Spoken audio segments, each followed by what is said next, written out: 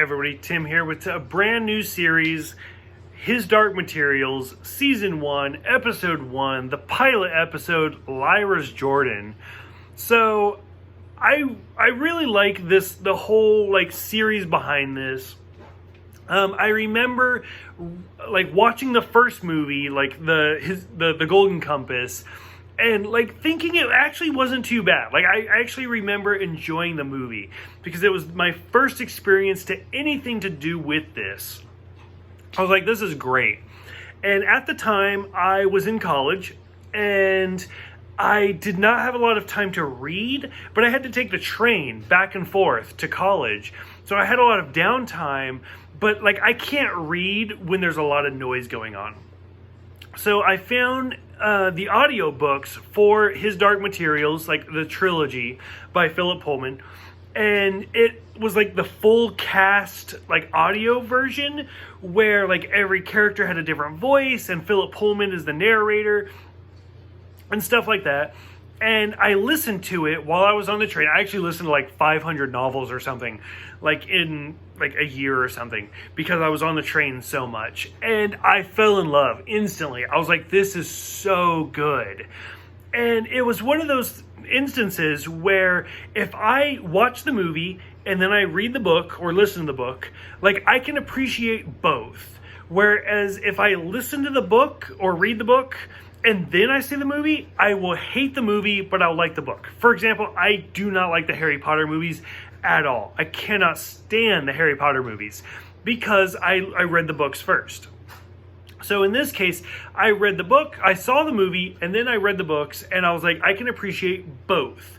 Now, I recently rewatched the movie, and I did a review for that, if you guys watched that or not, to kind of get prepared for this. And I've actually been re-listening to the book as well. I'm not 100% done, but I'm far enough along that I was like, okay, I can watch the first episode. Now, without any spoilers, for the first episode, I liked it. I did think it was good. It moved much, much quicker than I had anticipated, but I still liked it. So, if that's all you're looking for, there you go. I did enjoy it, and I am looking forward to finishing it. Everything after this will be spoiler related, so now's your time to stop. So, re-listening to the book, I didn't expect it to go as far as it did. I mean, this goes all the way to Mrs. Coulter. And I was like, shit. I expected the first episode to, end with, Lord Asriel appearing. The whole scene with her, hiding in the wardrobe and stuff like that, watching the video. That's as far as I thought it was going to go. It went way further. In fact, I'm kind of curious to see. I'm assuming it's going to be one season for each book, kind of a la Game of Thrones type. The way this moved, it was quick. And so, the very beginning, and they even added stuff that, I'm not 100% sure. I can't remember everything. But the opening scene of, oh, it was the Great Flood. I was like, I don't remember them ever mentioning a flood or anything like that. So, that was added.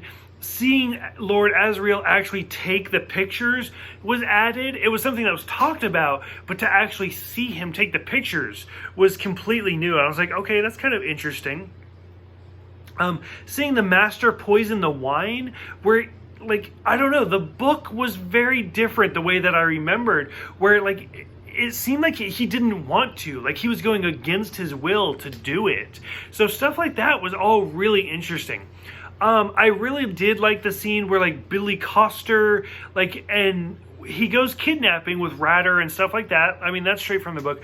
But his brother Tony and having the ceremony and stuff like that, where it was the hawk, all of that was brand new, and it was really well done. I really enjoyed it. The whole Gobblers thing, Mrs. Coulter was a great character. I'm really kind of interested to watch how she becomes more of an antagonist than a protagonist. To be honest with you, I love Nicole Kidman from the movie. I thought she did great. But to watch her develop, I think it'll be really interesting. The alethiometer was kind of different the way it's portrayed in this, but again, it's one of those we don't see a whole lot.